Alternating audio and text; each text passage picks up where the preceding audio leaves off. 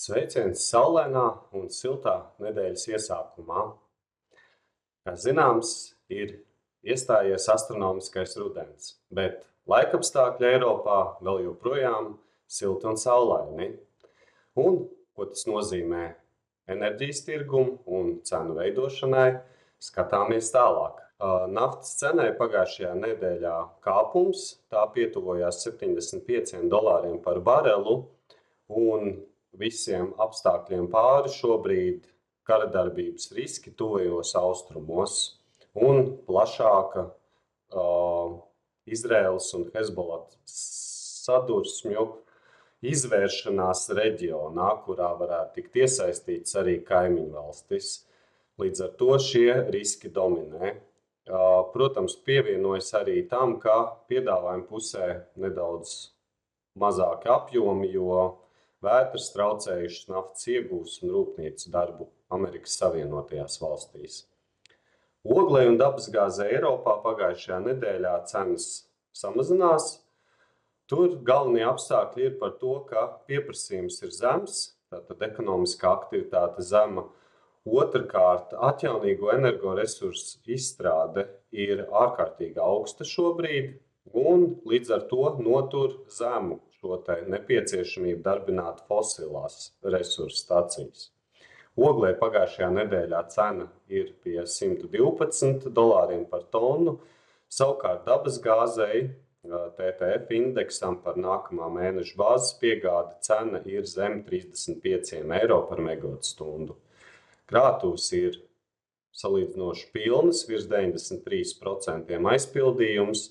Sašķidrinātās dabasgāzes piegādes Eiropai ir stabilas, un Norvēģijas plānotie apkopas darbi dabasgāzes ieguvēji nav būtiski ietekmējuši cenas augšupvērstu kustību. Un kā parasti pie apstākļiem, kur ir zems pieprasījums un maza fosīlo resursu izstrāde, kvotas cena seko, tā arī samazinājusies līdz aptuveni €63 līdz €64 par tonu. Elektroenerģija Nord Pool spot tirgū pagājušajā nedēļā pakāpjās gan Ziemeļvalstu apgabalu cenas, gan arī Baltijas reģiona cenas. Ziemeļvalstīs cenu līmenis bija €25 līdz €26 par megavatstundu vidēji, savukārt Baltijas valstīm cena pie €101 par megavatstundu. Kopumā Nord Pool pieprasījums Ziemeļvalstīs ir pakāpies par 2%, savukārt Baltijas valstīm, esot ļoti siltiem un maigiem laikapstākļiem, pieprasījums ir bijis zemāks. Abiem reģioniem raksturīgi bijis tas, ka vēja izstrāde bijusi zemāka pagājušajā nedēļā, bet vienlaikus skaidri saulaini laikapstākļi ir devuši savu pienesumu un saules izstrādes apjomi ir pakāpušies. Un, ja paskatāmies uz nākamā gada cenām, tad tajās šobrīd vērtējot pieprasījumu, piedāvājumu tādas lielākas bilances apjomus visam gadam kopsumā, nākamajam gadam finanšu instrumentu cenas par bāzes piegādi elektroenerģijas tirgū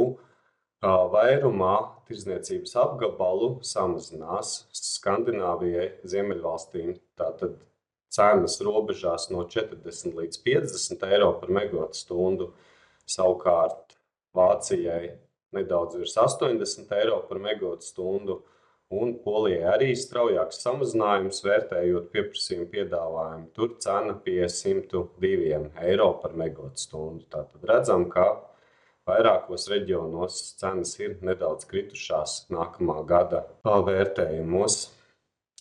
Skatīsimies, kā būs turpmāk. Drīz solā vēsākus, rudenīgākus laikapstākļus.